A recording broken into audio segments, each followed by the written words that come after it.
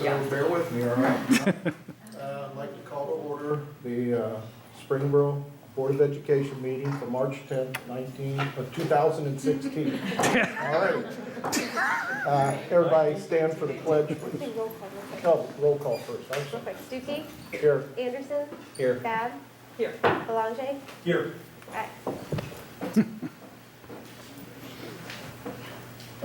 Pledge Allegiance to the flag of the United States of America and to the republic for which it stands, one nation, under God, indivisible, with liberty and justice for all.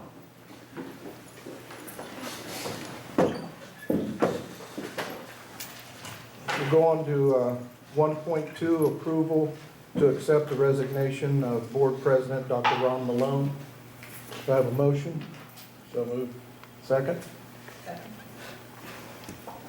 With regret. With regret, correct. Roll call. Yep, roll call. Stuckey? Yes. Anderson? Yes. Bab? Yes. Belanger? Yes. 1.3, accepting nominations for Vice President for the Board of Education. Do we have any nominations? I'd like to nominate Charles Anderson. Is there a second? I'll second that. You can close the nomination. Close the nominations then. 1.4.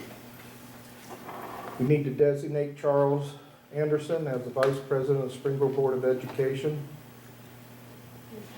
Have a motion to So moved. that? So moved. A second? Second. Roll call? Stuckey? Yes. Anderson? Yes. Bab? Yes. Belanger? Yes. Motion passes. 1.5, adoption of the agenda. Do I have a motion? So moved. Second. Solange, second? Roll call. Yes. Stuckey? Yes. Anderson? Yes. Bab? Yes. Belanger? Yes. 1.6, approval of the February 25th, 2016 meeting minutes. Do we have a motion? So moved. Second? Second. Roll call? Stuckey? Yes. Anderson? Yes. Bab? Yes. Belanger? Yes. Motion passes.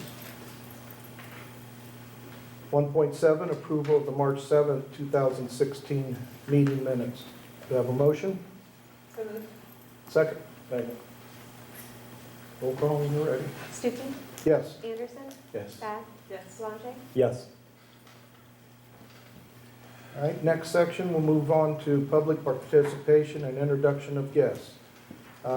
Anybody from Springboro Education here tonight to speak? Okay.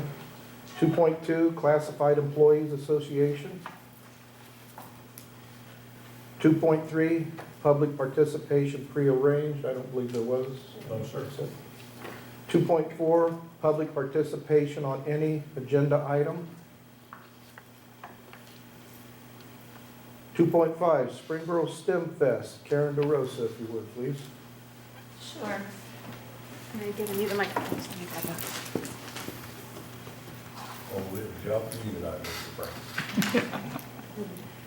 We talked about this at our last meeting, so I just wanted to bring it up to you again, and Mrs. Babb may want to weigh in. She is part of a group of parents that have volunteered to create this event for our district. It is Monday night, March 14th, which is Pi Day. And that date may change in the future. That's why it's called Springboro STEM Fest. They started off thinking they wanted to just partner with our district and see what they could put together in really a month, maybe a few weeks, in terms of offering our students some after-school enrichment activities in math and science. What it has turned into is really quite a community-wide, district-wide event. As soon as they opened up information on this, they had tremendous interest from vendors, from our community, from businesses, from teachers, and the result is 29 exhibits that begin at 6 p.m. Everything is at Springboro High School, and the very first thing is at 6 p.m. a rocket launch out of the parking lot. And then they will launch rockets every half hour. Then on the 15 minutes, Rory Corzan and his students will have trebuchets, and they will be demonstrating those trebuchets or catapults.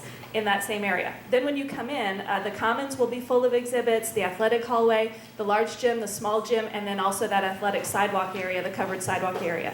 All exhibits for ages kindergarten through 8th grade, and our high school students will be there as well, volunteering with some of the exhibits and helping out.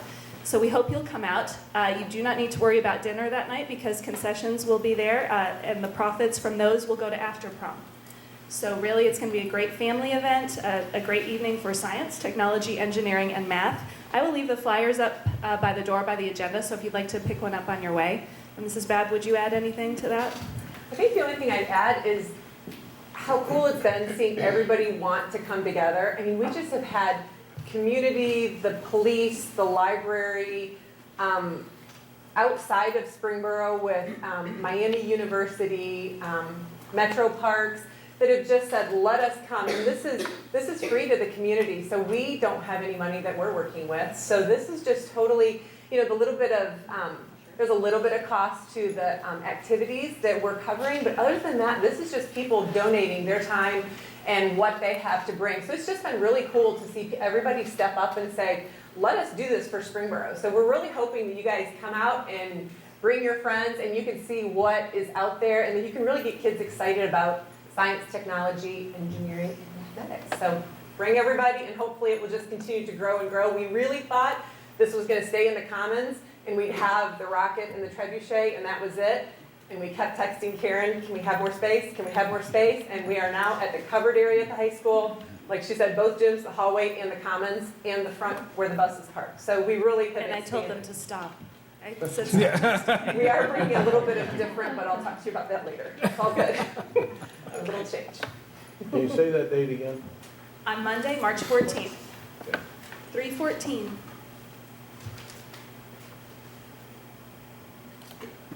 Thank you. Thank you. 2.6, Rachel's Challenge Presentation, Springboro Intermediate. Mr. Franks.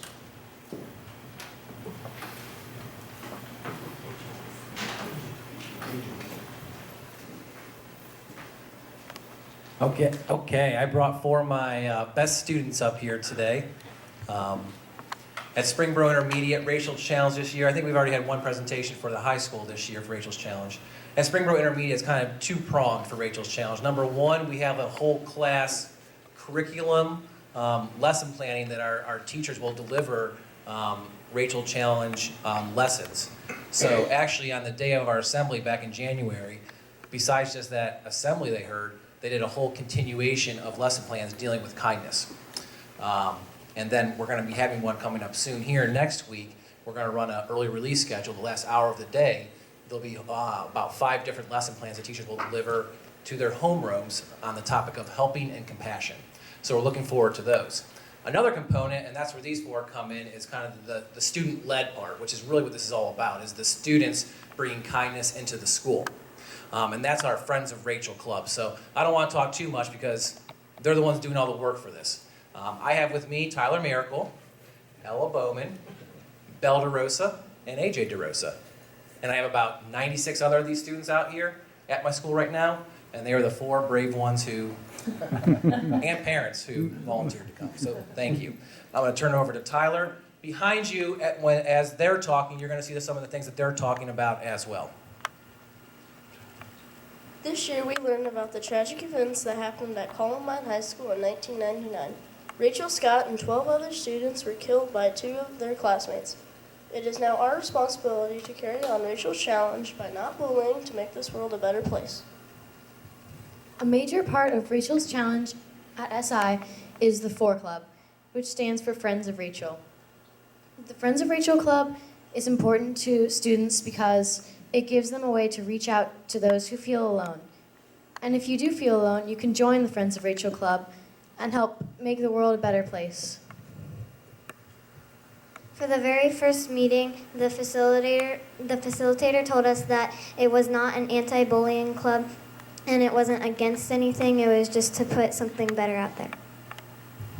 Also at the first meeting, we learned to look for the best in others instead of always trying to look for the worst, which is a lot easier to do. For our first project, we did personalized notes to every student in the building, to put a little kindness in their day and make them feel better about themselves.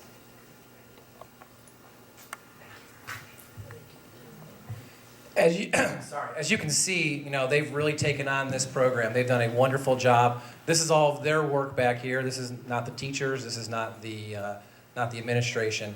So they've really done a fantastic job. And they've gone so far as to personalize the notes. It's not just have a great day. My favorite one up there was, you're one of the only people who say you're good at basketball and actually are good at basketball. Oh, you had to put that on. You wrote that. Look at the handwriting. I wrote that. So they're personalized, and I think that's that connection. We're trying to change that school climate at Springboro Intermediate to make it a kinder place, a better place. So thank you for letting us come. Do you have any questions for myself or my star pupils over here? Did he make one of you write that? Just go ahead and tell us the truth. It's okay. Even the teachers and the principal got a kindness note when the Friends of Rachel Club did it. I found one in my mailbox. It's up on my wall right now. I have no idea who it came from. That wasn't the point. It's just it's a note that's up on my wall right now. So it makes your day. Good. Great job. Wonderful. Thank you.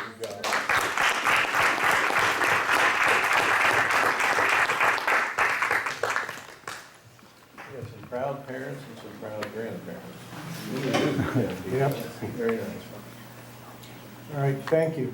Before we convene for our work session, if you guys need to go home and study, you're welcome to. We could be here a while. Yeah, if you want to stick around, you're welcome to. If not, thanks again. Thank you again. Thank you very much.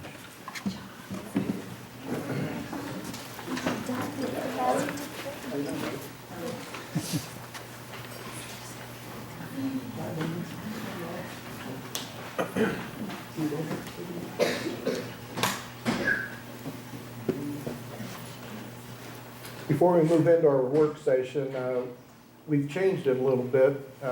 First of all, we're meeting obviously earlier. And second, we've moved the work session up before our business part of the board meeting. I'd like to read to you how we're going to do this now, if you would, please. After each work session item, there will be an opportunity for public participation on that item lasting no longer than 3 minutes. The person speaking will need to verbally state their name and address. Addressing specific individuals, including all Springboro City School staff by name, will not be permitted. Please note that the board or administration is not required to respond during this public participation. All right. First one is the presentation on the administrative changes. I didn't realize it was next. Is that right? Well, Karen, well.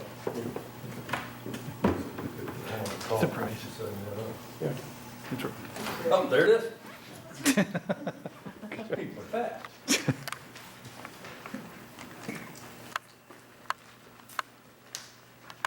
As you know, and you've probably watched a video, I spoke with all the staff about this, and I've spoken with the board about this at length in executive session.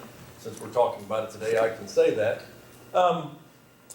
This year, we're looking at moving around our administrators based on the needs of our students.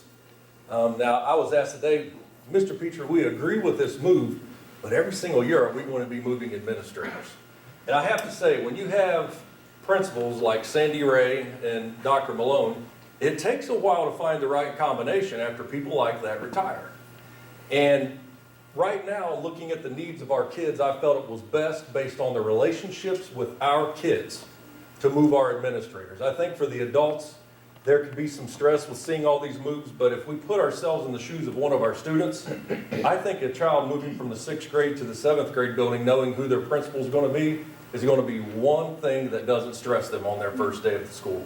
And especially if we all remember back to when we were 8th graders, going to be a freshman in high school, now they're going to have someone to connect with these moves. So it definitely was based on the needs of our kids. This is also looking at this district as a whole district, not 6 individual buildings. And that's something we have. When you become a Springboro Panther, that means you're part of everything in the district, not just at one of our buildings. Sadly to say, over the past 2 years, we've had 2 suicides. We have had several attempts. Some of our students have done this. We've also had numerous students who've had legal issues. Just in the past 2 months, we've had 15 students either suspended for or charged with alcohol or drug possession. And the hard part about this, those kids, all 8th or 9th graders. Now, a lot of people would say to me, and I had someone say to me, well, you know, we've always had problems. But you know what? The problems are getting worse. And we can't just sweep things under the rug and say, well, we don't want people to know that about the district. I want people to know that. I want the parents to know that, because it takes all of us to watch over these kids to keep them safe.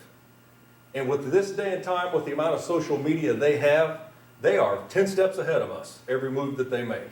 We need to know what we need to do to support them, because in those young lives, they make poor decisions because they're just not there developmentally to know the impact of the decisions that they're making.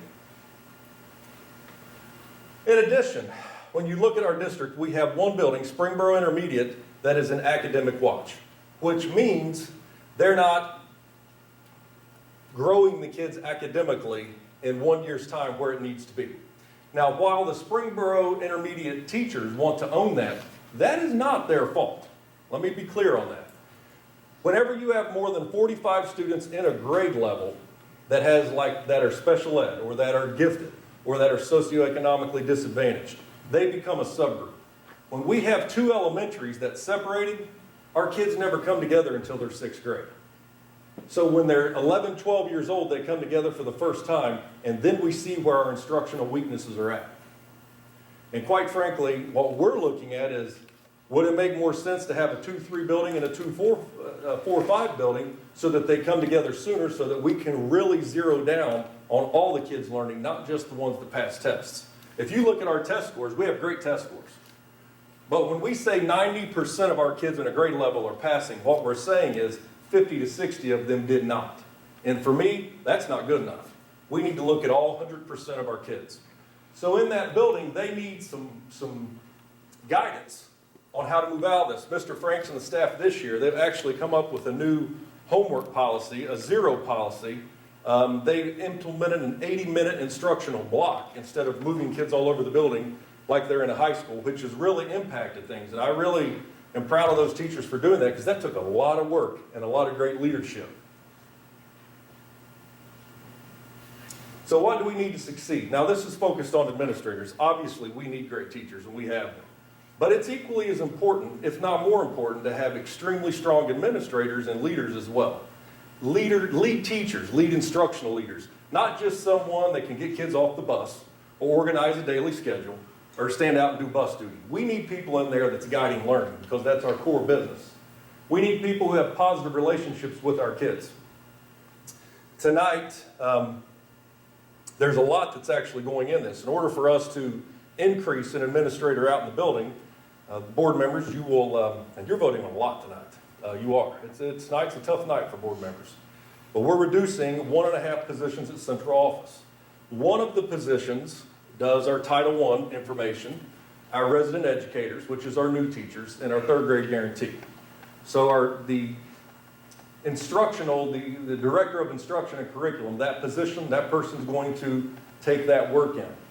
We also have another position on tonight for reduction that does special education for secondary students. Now, what we have found, because these people have done great jobs at central office, but what we have found is out in the buildings that might be positive for running IEP meetings, but the disconnect is these people aren't with kids. At the high school level, the kids oftentimes participate in the special ed meetings. So it's important to have an extra administrator there so that they're able to get to know these kids, so that when they go into these IEP meetings, they have the background knowledge of the kids. And beyond that, we're going to have over 2,000 kids at Springboro High School next year. If you think about that, Carlisle, Franklin, Waynesville, they don't even have 2,000 kids in their district. We're going to have that many kids at one building. And right now, we only have 3 administrators. If you look at Carlisle, they probably have 4 or 5 administrators for 1,600 kids. We're very slim on administration at the high school. So when we're bringing in another group of 500 kids, We need an administrator there to make that happen. And Mr. Martin's going to talk about that in a little bit. But I would like to add, reducing those 2 positions at central office is going to make this cost neutral as it comes out into the public so that we can pay for the 4th high school principal that will be coming in. It's going to be a freshman principal. And Kyle's going to talk a little bit about what that person's going to do. Then I'll talk a little bit more about it in just a moment. The main goal with the 9th grade principal position who is here obviously with us this evening is to really help with that transition of our 8th grade students coming to the high school. That is a huge transition. We do have some things in place that help that transition, but to have that one person who's going to be a familiar face and something that the students already know coming in is going to be very critical. The role that the 9th grade principal position is going to have is there'll be second semester presence here at the junior high. What that means is they'll be working and handling SST, IEP, and 504 meetings for current freshmen at the high school. What we want them to do second semester at the junior high is to be coming down and starting that transitional piece for kids in those situations here at the junior high so parents and students can get to know who that 9th grade principal is going to be. So that's going to be happening at both the 8th grade and the 9th grade, so we'll be working through 2 buildings. Obviously, there will be shared responsibility with all the extracurriculars that we have, and that goes everything from clubs and arts all the way into athletic events. We have our Panther Kickoff, which is our freshman orientation. We've had that for, I don't know, maybe 9, 10 years now. We have PCOM members at the high school who serve as mentors for our 8th graders coming up as freshmen. We have one day where all the freshmen are in the high school on one day where it's an orientation. They walk through their schedule, and our juniors and seniors actually mentor them during that. So they will be highly involved into that process as well. They'll be handling all discipline for 9th grade students. They'll also be handling parent meetings, student meetings, assemblies, etc. for all 9th graders. Along with this, we will be assigning one of our guidance counselors will become a 9th grade guidance counselor. So our 9th grade principal will be working with a 9th grade counselor to help with that transition. We see a lot of when we talk about social and emotional needs, we see a lot of that in the earlier ages, especially with that transition of 8th graders coming to 9th grade. So having one counselor assigned to that, as well as our principal, really help as far as a team component with talking with our counselors and principals and administrators here at the junior high. So that's going to be another key component to that as well. Mr. Martin will still be the principal head of the entire campus. And Mr. Aker, who we're at the slide, he is currently the junior principal. He will become the 9th grade principal. Now you might ask, why a principal, Todd? Why not just do an assistant principal? Might be a little cheaper. The reason is Mr. Aker's been an administrator for over a decade. He knows all of the kids for the next 2 years coming into the high school, and he will know the sophomores and juniors who are already there. Right now, when our kids come into the high school, they're known by the first letter in their last name. In a high school with 2,000 kids, we need to keep our freshmen as close together as possible and have one person for their parents to call and one person for the kids to come to. It is essential at this day and time. We cannot put an inexperienced principal or assistant principal in this position because they have such a learning curve. This person's going to have to hit the ground running and do everything that principals do, just for our freshman kids. So that move, I think, is going to be essential. And Mr. Aker, he is currently the junior high principal. He will move up. Now, I was also asked, are we going to loop our principals? No, we're not doing that. It's my intent that at minimum, the next 3 years, we're going to stay the way that we are. Now, I will say this. If we continue to expand in the district and we need to add central office staff, our principals are outstanding. We're blessed to have young, energetic, very knowledgeable principals. These people are going to be moving up the ranks to run this district from a central office level. So as natural progression takes place, we will do that. But right now, today, I can tell you there is no plans to move anyone else next year. This is going to be where we're at. Next, our current 6th grade principal, Mr. Franks, who you all just met, he is going to become the junior high principal. So as he goes to the junior high, he's been the principal there, he's going to know the current 7th graders will be 8th graders, he's going to know the 8th graders and the 7th graders. He has the relationship with them. That's essential. The kids are happy about it. I've seen a few of them out. And I like to get out and talk to the kids, and they'll say, yeah, I like this. I like Mr. Franks. He's nice. I like Mr. Akers. So it's great. It's great when you walk through the building and they say those things to you. Next, probably our most seasoned administrator. If she was here, she'd yell out right now, that just means I'm older than everybody. She, by far, is our senior level administrator. She very much knows academics and very much knows how to build relationships. This really, for us, is a nice move because she's going to be able to carry on what Mr. Franks has started. Plus, she's going to be able to work with the elementary principals and the high school principals in Plainville. She has about 21 years of experience. So that's going to be a nice move as well. And our last move, which is just an outstanding move, is Mrs. Griffin, who is sitting here tonight. This is her first principal's job. She's been the assistant principal there for 3 years, and she is loving it. She is so excited. And I said, yeah, wait till this time next year. But she has fulfilled that role. Mrs. Stacy had to have neck surgery last year, and unfortunately, 6 weeks after surgery, someone hits the rear end of her car, and she had to have surgery again. So Tracy had to fulfill that role a lot of times by herself, and she's done an outstanding job. So instead of interviewing for that, I met with all of their team leaders and said, do you want Mrs. Griffin to be your principal? Unanimously, all of them said yes. So that was an easy decision, and I knew that's what they would say. So Tracy will be the principal for that building. So just to recap the administrative changes, we're definitely within our current budget. We're actually going to save some money, and I have asked the board to consider looking at the compensation of our administrators. We have young administrators. I'm constantly getting things from other districts that are trying to recruit our administrators. When you have 35, 40-year-old administrators, these other districts know what we're doing, and they're thinking, well, I'm going to come in and offer more money and try to keep them. And luckily, our administrators believe in the district, and they've stayed right here with us. So we are looking at that as well. But the main thing about this is building relationships. It is essential, not only in learning, but the emotional and social as well. The better relationships that our teachers and our administrators have with kids, the more likely they are to come and tell us whenever they're having emotional issues. And if that saves one, it was the best decision ever made. Now, I know from an adult's perspective, they see a lot of changes taking place, but I think in the eyes of our kids, they're going to be relaxed when they move from building to building knowing who these administrators are. Any questions about that? One thing, with Tracy going to principal, you will hire another assistant there, correct? Oh yeah, they have 1,000 kids, almost 1,000. We definitely have to have a full-time. Right now, Dennis is running almost 850 and they're running about 1,000. We have to have full-time assistants for sure. I've been asked that a lot. I'm glad you brought that up. Any other questions? Thank you all.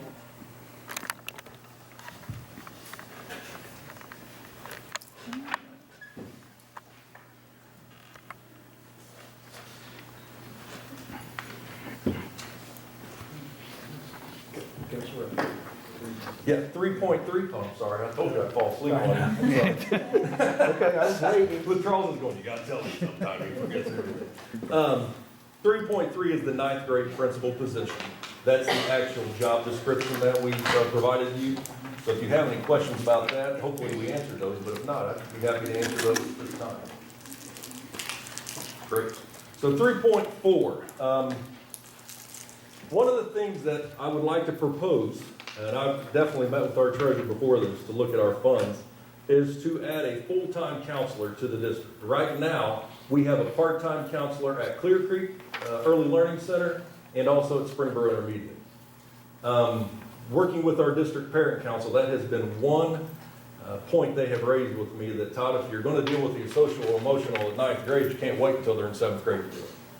I have a parent back there smiling right now because he's going to tell me all the time. So one of the things I would like to do is request that we add that position, which means we will add another half to SI and another half to Clear Creek, which then will give us one full-time counselor at least in every building, so that we can address the needs of our kids. Now, when they are there, that helps out with a lot of different things. I mean, if there's duties to be done in the building, we're able to do that, which then means some of our aides do not have to do that. There's a lot of different ways that we can use these people.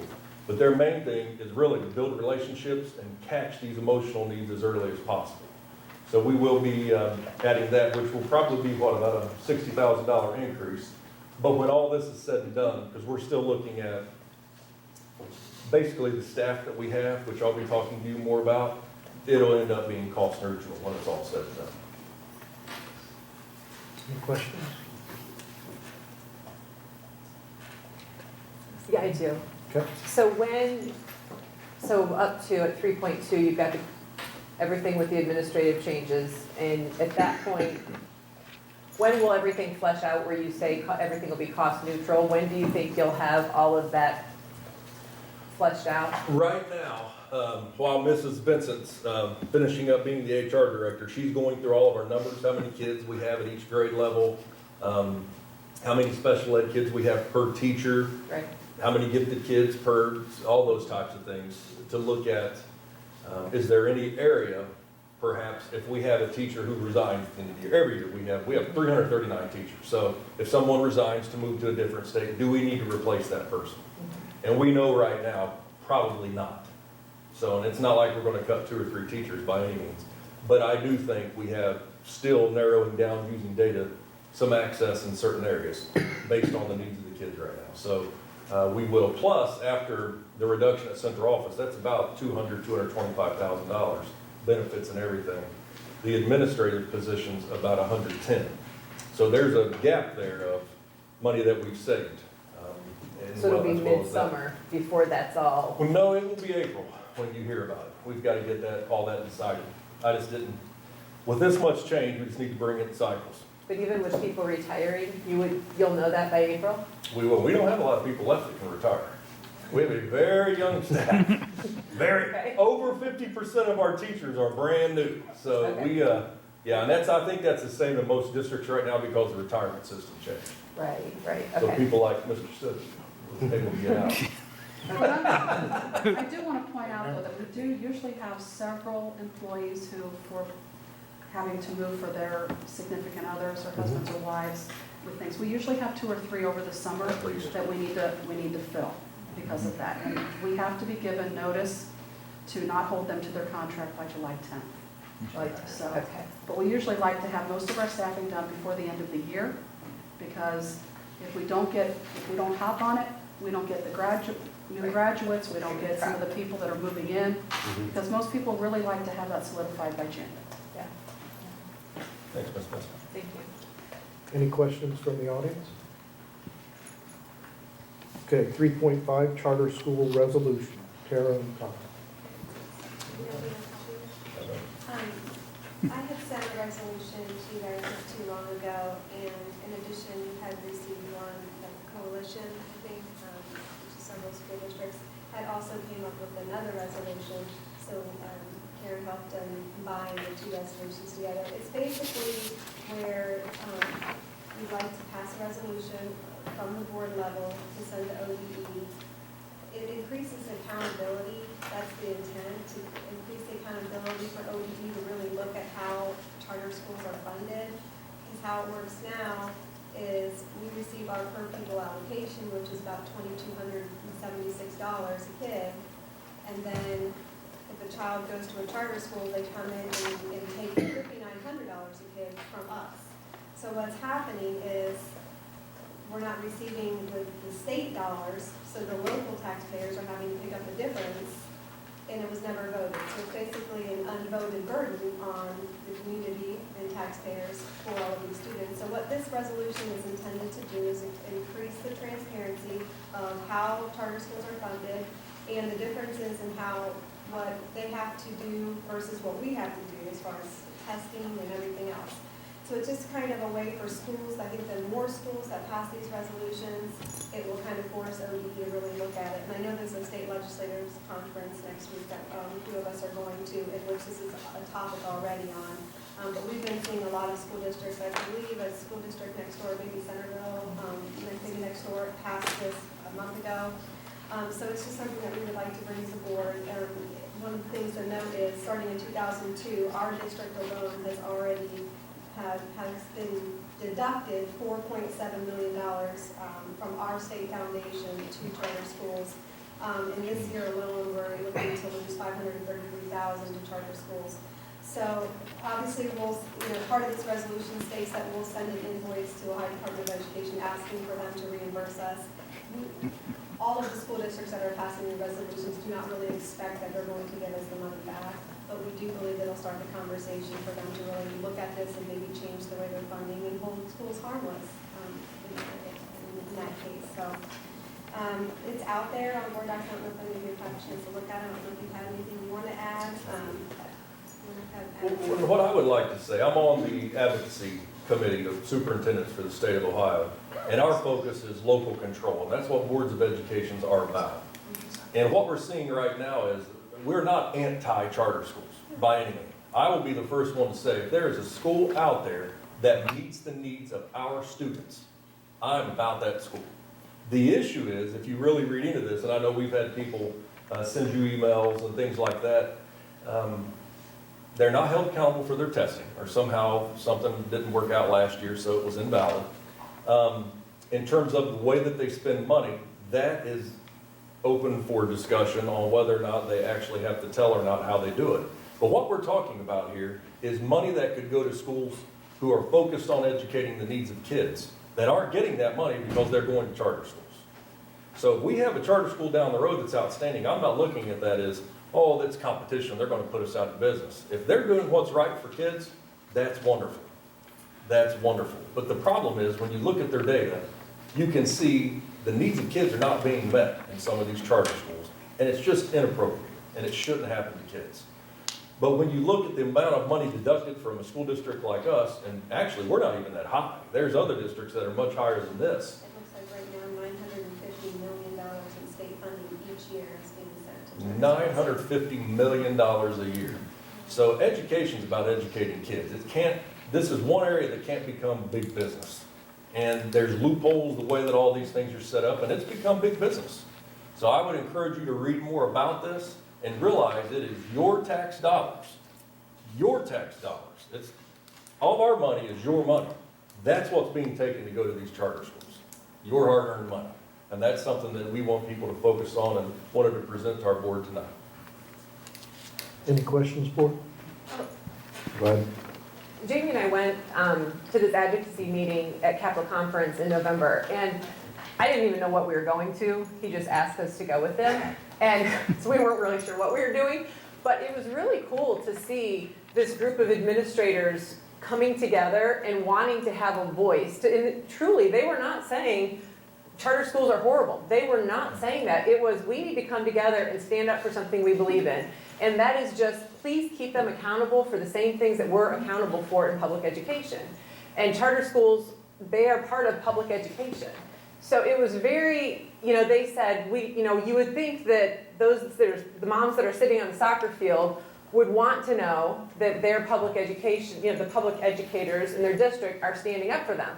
And I said, I'm brand new to the board. I'm not even technically on yet. And I'm one of the soccer moms that's sitting on the soccer field. And I do want to know that the people that are representing my district are willing to go to the state and are willing to say, please, let's keep all the schools accountable for the same thing that we're being accountable. We should be able to go to all the charter schools and look at all their funding, look at all their testing. They should be held to that same level. And that's all that we're asking. I think sometimes that public schools can get the bad rap that we're saying all charter schools are horrible. That's not the case. I used to teach at a charter school. I'm not saying all charter schools are horrible.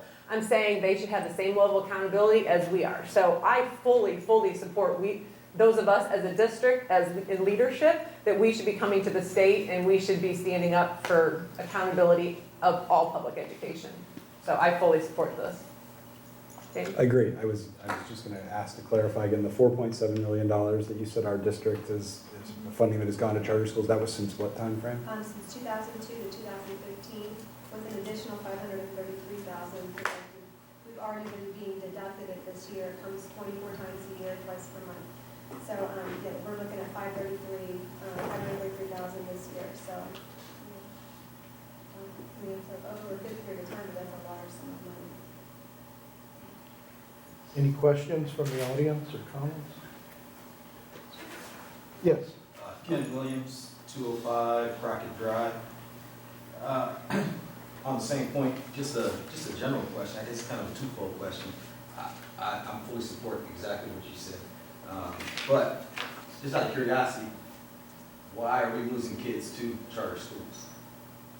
Well, and some of it is online. They have online schooling in a lot of these places. It's something we're looking at.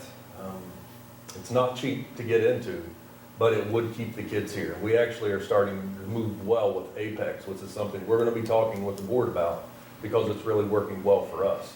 But a lot of it's online schools, or they just choose to go to a different school. So that's one of the things we've tried to do is reach out to the kids and find out, why did you leave? Some of the kids, it's interesting how they once live here and where they go. It's hard to even determine. If they're special needs students, the charter schools can charge us basically whatever they want, and we can't say anything about it. So it's not, there's nothing about it that's equal playing field in the way things are done. If we say we're going to spend $5,000 on a special needs student, we may get a bill for $30,000 and say, what in the world did you do? We don't have to tell you, but we do have to pay it. So again, I'm not against charter schools.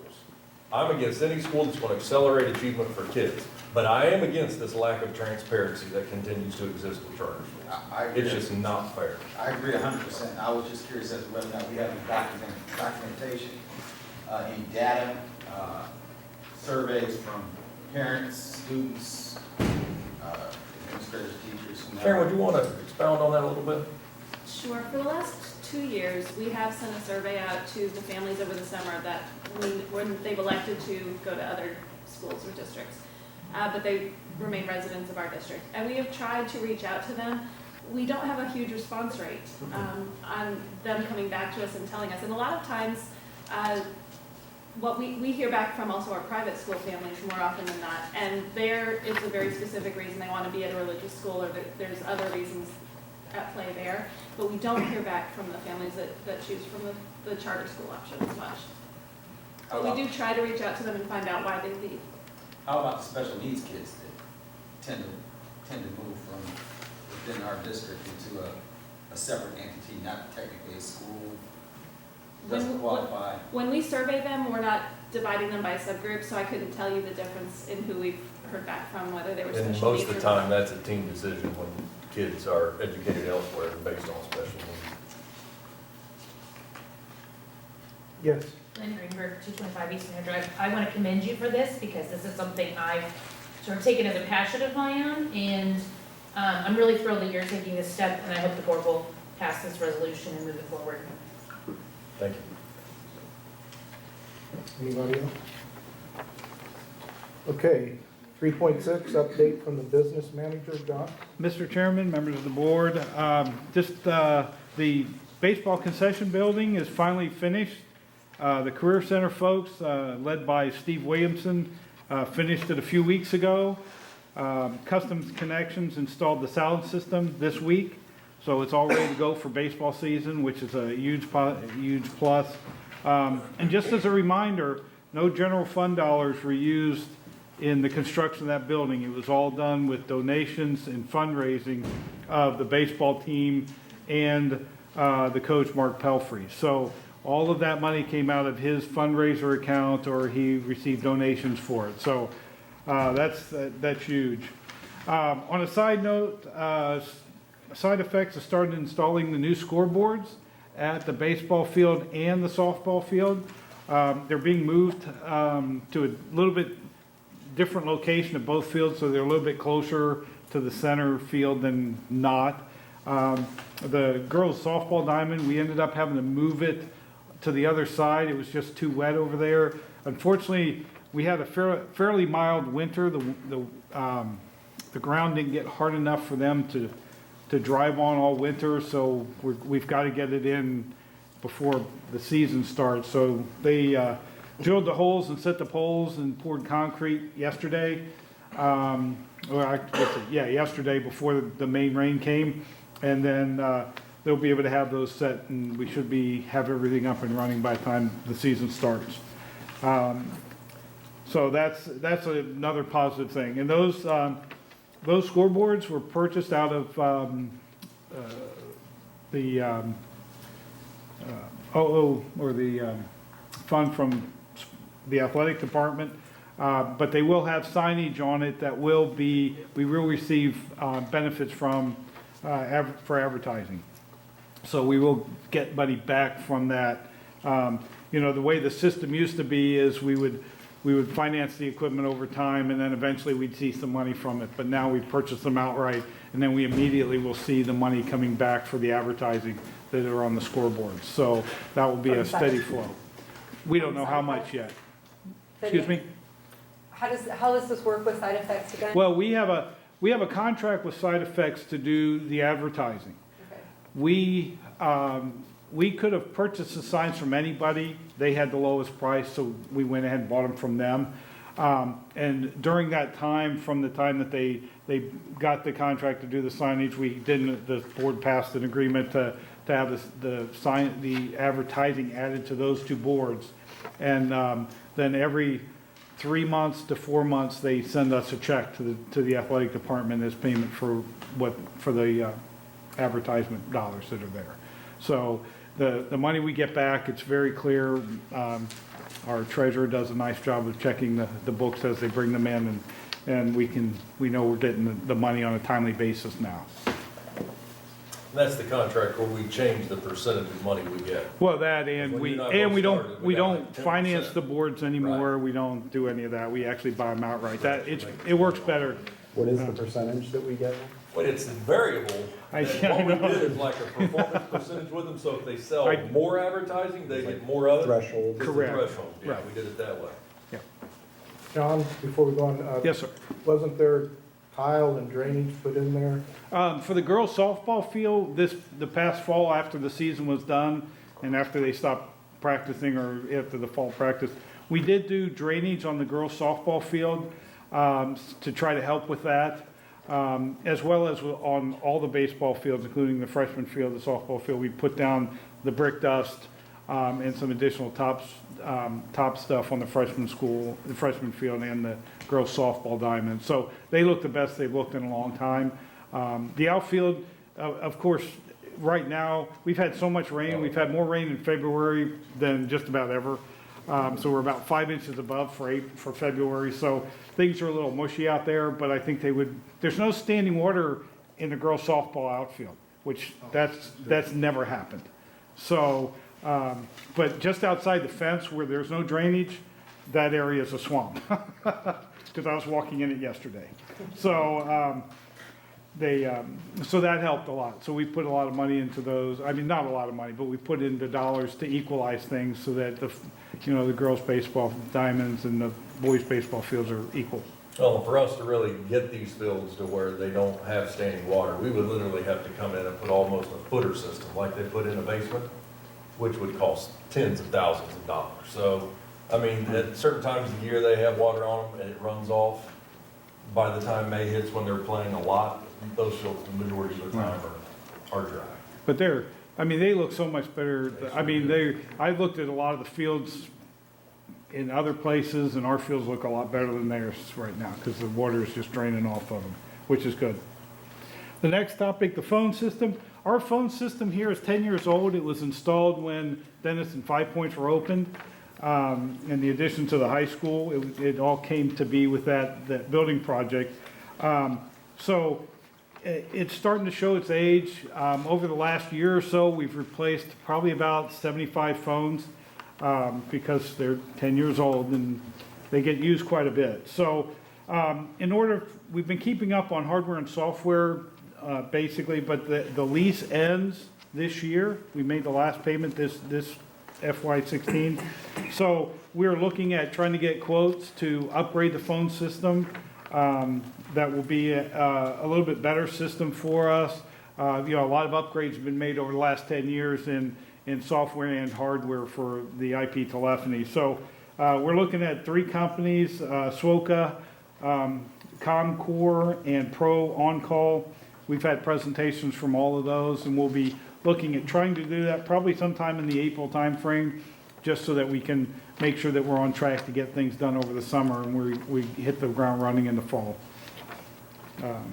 Another time-sensitive issue that's also out there is our enrollment forms provider. Last year we went digital. There were some positives and negatives getting started. We're a lot behind the 8 ball, to be perfectly honest. We weren't the only ones behind the 8 ball, but we were behind the 8 ball when we started. So we're looking at Final Forms, InfoSnap, and Registration Gateway to provide those services. If we make the decision to stay with Final Forms, it'll be an easy thing that we can wait until, the end of April, beginning of May to worry about. But if we decide we're going to go with one of these other companies, we may have to have an action a little bit earlier in April, just because they've got to have that time to get things rolling so that we're not behind the 8 ball again, and they'll be ready by late July to have everything up and running. Because So we use those for like emergency medicals. Emergency medical forms, we are looking at the possibility of using it as a registration piece too. InfoSnap and Registration Gateway both do that. Having a single registrar enrollment person makes that piece a little bit nicer, because that could help the situation. But those are the things that we kind of have to work through as we go through this, to see if that's going to be where we go if we just stay with the Final Forms. Why are we considering moving away from Final Forms after just bringing it on? Didn't we just bring it on? We just brought, yes, this year was the first year for Final It was Forms. difficult to work through. What's that? As a parent, it was difficult to work It through. was, I felt. well, that's what I said. Some of it was positive, some of it I mean, it was negative. okay once you got into it. It was kind of like, okay, we got through it. Now we're through it. So why are we considering? Right. Is it a financial One of the big No. things one of the big things that will make this work is if our information is updated from this system. And Final Forms doesn't do that. Final Forms, you can go in and update your information, but then we have to physically go in and update our Dazzle software. InfoSnap and Registration Gateway will automatically do that for us. So if a parent signs in, updates all their information, then that can be uploaded into Dazzle, and it saves our people a ton of time. Oh, absolutely. Plus, it's you take out one more person that's typing a number in incorrectly, a street address or something incorrectly. So that's kind of why we're looking at maybe going with a different system. Regardless, parents would still have to go through that process every year. Anyway. Right. Is it an easier process from the parent side? Like, Yes. there was just a lot of idiosyncrasies with Final Forms that one little thing, it was not a user-friendly system, which the first time into it for anybody, I mean, we're through it now, so all the kids are into it. Right. But for anybody the first time into it, it seemed like there was a lot of walls that you were hitting. Are Correct. the other systems, is it an easier? Well, yes, it's an easier interface. Okay. And we will work with people to make sure that it's asking the right questions.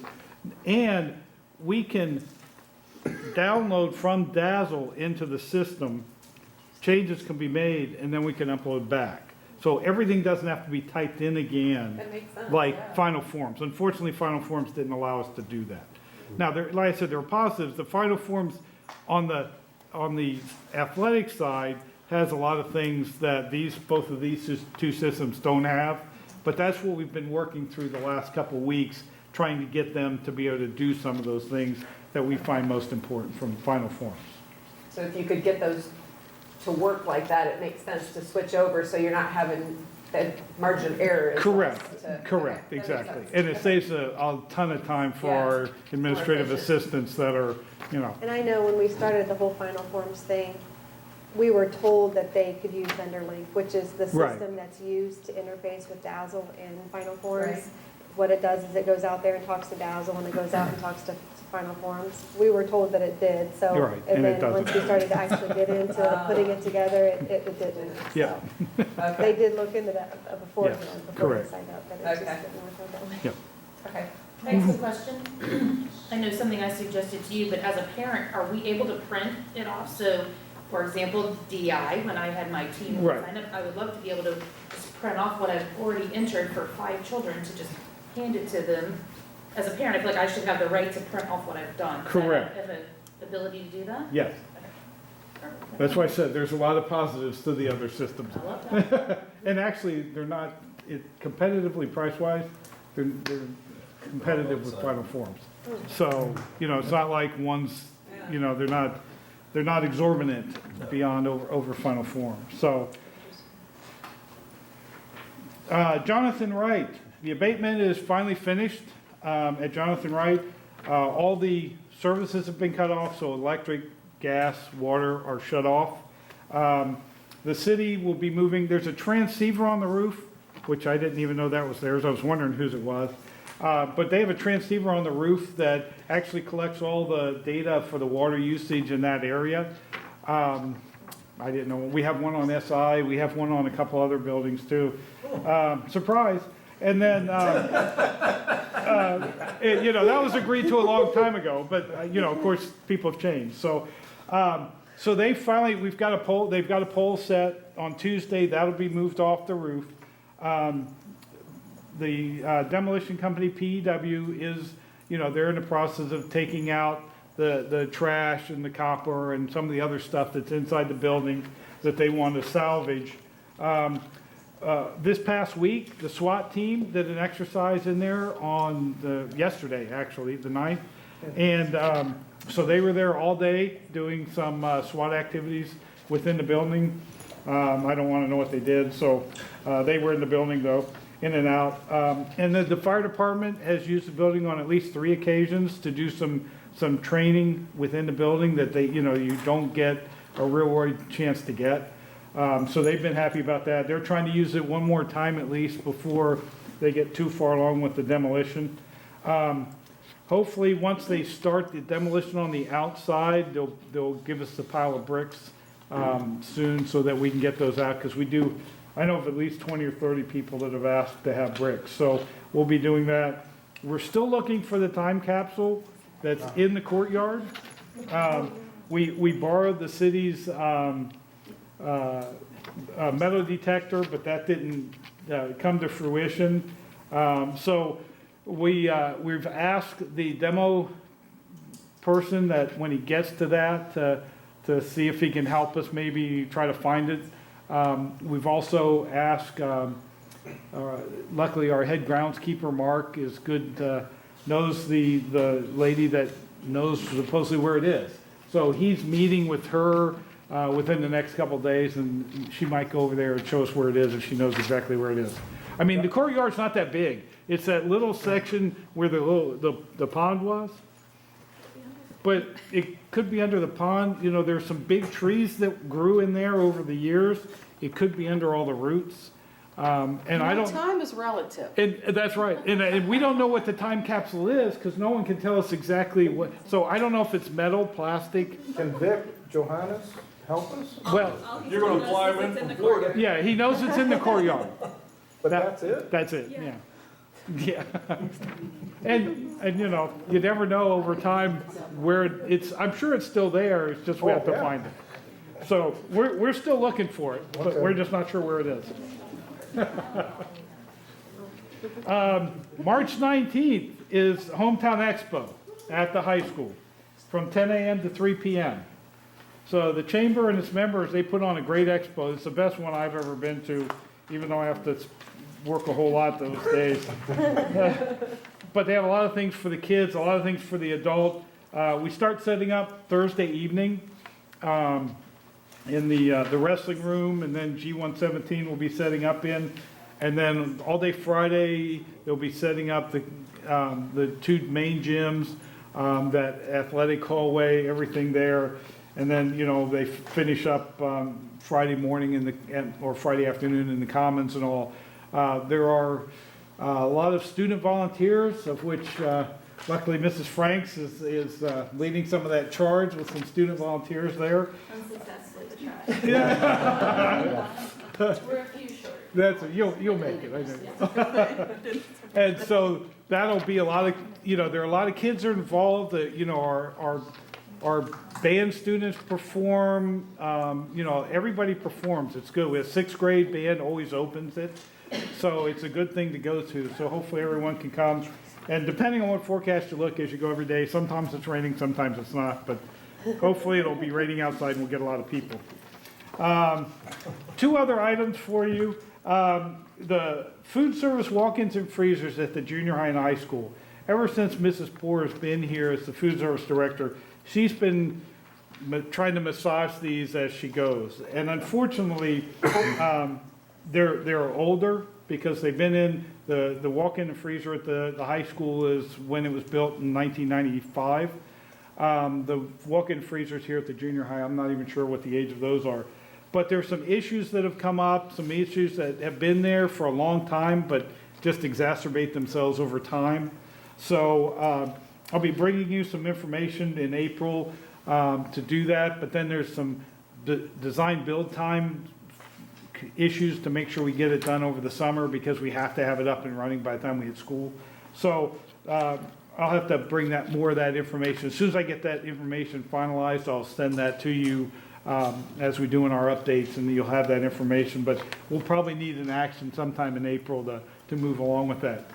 All of those funds that will cost to do that will come out of the food service fund, which has an $800,000 balance approximately right now, and that's why it's there for these circumstances. So no general fund money is used. All that money comes straight from the food service fund, from student lunches and all that. So it won't cost the general fund dollars or anything, just her fund. And I was going to say too, the last board meeting when I brought the appropriation resolution, Right. I had explained that she had already requested for those things to be Correct. done. So they're already set in appropriation, so they get the purchase orders in before the end of the year. So it's Right, already, correct. that part's already done. It's just the value of it will require a board action of some sort because it's more than the $25,000. Right. So the last thing for you is just to talk briefly about the Apogee contract. Hopefully I said that correctly because that's all I guess. Yeah, I've been through a couple of presentations on it, but the name just together. Our website has always had some quirky issues.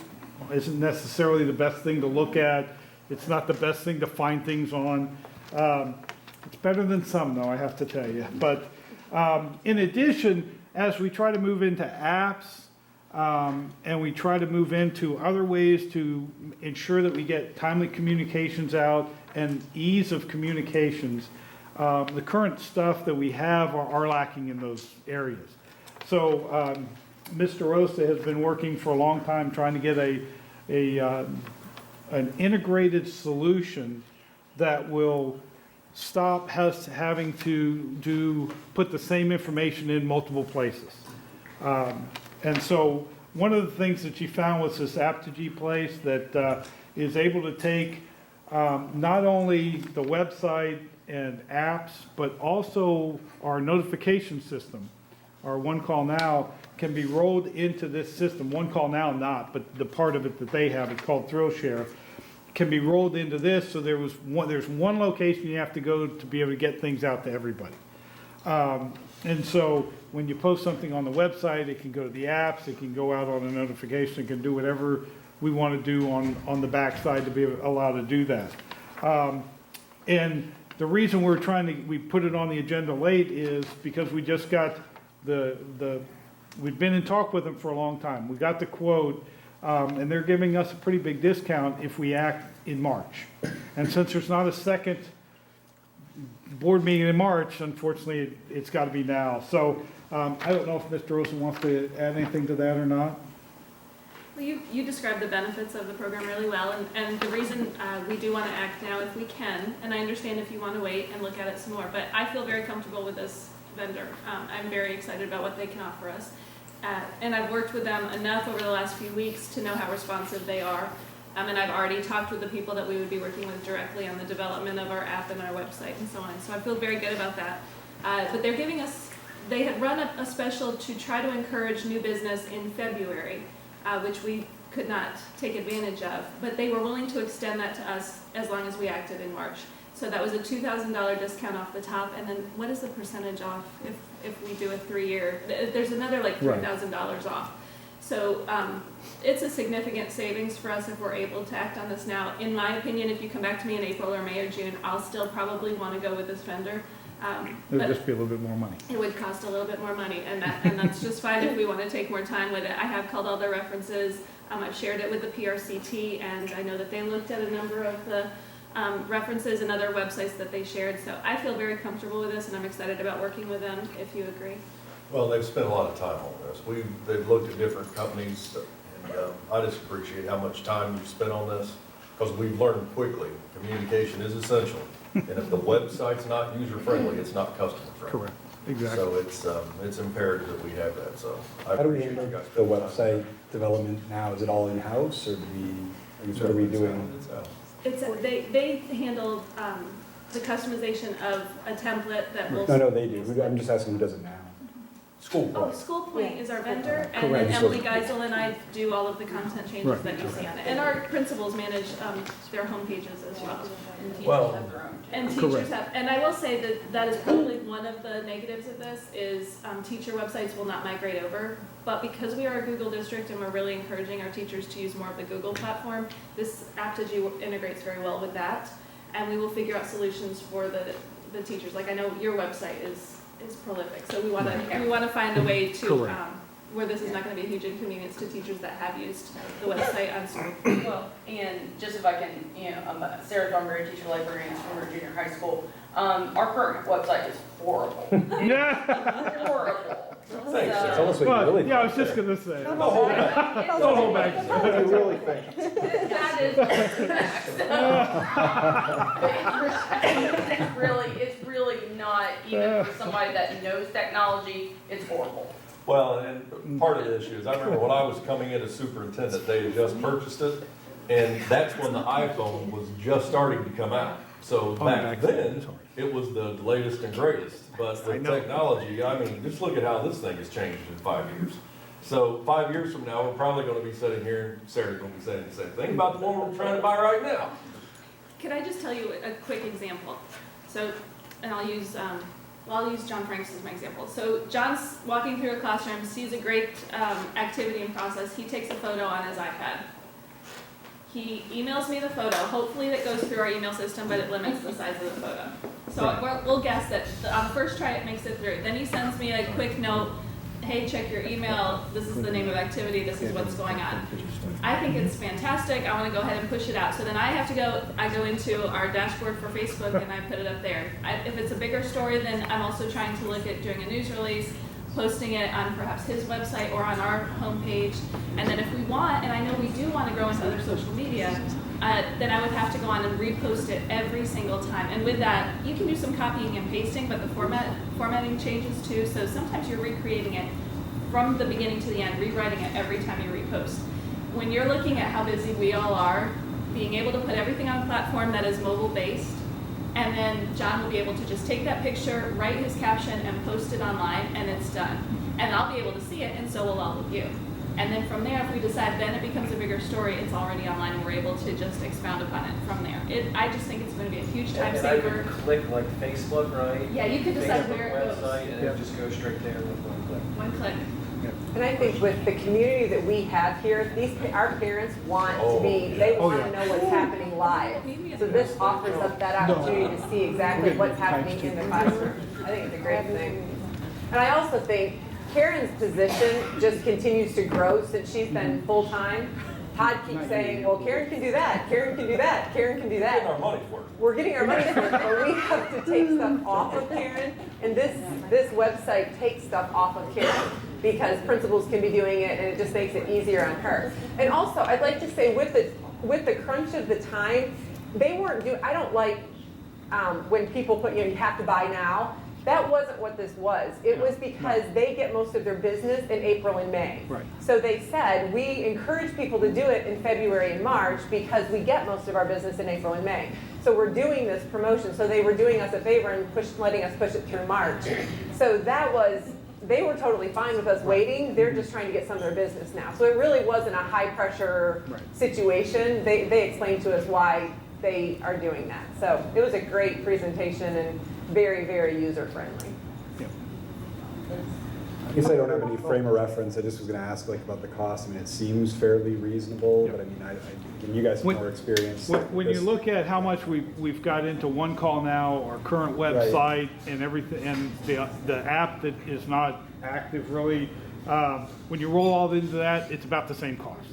So it's a pretty cost-neutral move, I Correct. think, when it's all said and done? Plus the efficiency gains, obviously. Yeah, but which, it's, the efficiency is worth every penny. Yeah, I mean, it doesn't seem unreasonable, but Correct. again, I fully admit I lack any frame of reference on what's Right. appropriate for this. so- Correct. All right, so, Did we figure out, could you do one call through this? No, it has its own, it has the its throw own share. version. That's what I'm So saying, so we could discontinue one. Correct, that's why, and that's the big, that's the So use. actually, didn't we decide it would be cheaper then? Well, it's about, once you put everything in, Everything in, it's pretty. it's about neutral. It's about neutral altogether. Okay. That's all I have. I feel like you took 20 whole minutes. I did. I talked for 20 minutes, I'm sorry. For me, that's a long time, okay? But I just want to, every time I talk, you'll be looking at me like, come on, man, let's talk. I have a question. I was wondering if you shut off the heat on purpose a little while ago. No, It's sir. getting I warmer. forgot to add the schedule, so I was doing that while we were talking, It's back sorry. on. That's why it came on. Oh, we had the lift off in here. That's right, sorry. I started sweating myself, so I said, oh, I forgot to put a schedule in, so I had to go change. Also, it's that easy. When we're all sweating, you act like you got to call Detroit or something. Oh, no, no, no, That's that's all you have to do. the iPad. You just don't want to pay for it. I know what it is now. Yes, exactly, the new system. Worth every penny. Okay, 3.7, committee reports. We did meet in policy, and I think most of those policies are actually on here tonight. Right. One policy we are going to be bringing, and I apologize, I think I talked about this last time, is the 365 athletic policy, to where kids are responsible year-round for not using any type of alcohol or substance of any sort. Right now, it's per sport during that season. We're wanting it to be year-round so that it's more of a deterrent, so that they won't do that, because our kids love to play sports, and we hope that's a deterrent. If there's anything that can deter kids from doing that, we're all about it. So we are sculpting that policy, and I know Mr. Stuckey and Ms. Babb is on that committee, so we are sculpting that, we'll be bringing that, we just want to get it all finalized. Questions on that? Comments? Audience? And then the last one here, 3.8, discussion of other business. Anything? At this time. Okay. I got one. Oh, go ahead. Oh, it was interesting, going to work this morning, I heard on the radio about the Three Rivers. I don't know if you heard that, where they had an incident at the school. And in the school, whoever was responsible, but they didn't send anything out to the parents until 10 o'clock at night. Oh. So the next morning, it was just bedlam, and obviously it made the channel, or WLW News. So I just want to commend you, because I know here, you always stressed, something happens, we need to let the parents know. And I thought that was a good example of a system. And on the news, they said it wasn't the fact that an event happened, that was contained and taken care of, it was communication. So I didn't know if you were aware of that. I wasn't, and we do, and we always stress about it, because, yesterday, I know all of you know, we found after the kids had left that someone had written on the stall, bomb to go off at noon. So clearly at that point, we evacuated the building and canceled the 2 evening events, actually relocated one. But this day and time, we have to take those things serious. And our police force, Clear Creek Township and the city of Springboro, man, they respond just like that. We had dogs from Wright-Patterson Air Force Base and one of the other local police departments come in and search the building. So I guess our position as a district is our parents need to know whatever takes place in the building. If we try to hide that so that it doesn't cause any panic, or so people don't think something wrong is going on at the school, and parents find out and we don't tell them, it eliminates trust. And I believe parents trust us to make sure that our district's as safe as possible every single day. And you own the district, so we want to let you know what's taking place. But thank you for saying that. I did not know that happened at Three Rivers. So that's unfortunate. It's just west of Cincinnati. Yes. He knows where it is. He knows where it's at. We won't go there. Moving right along. Let's take a break here for 5 minutes. Okay. Thank you.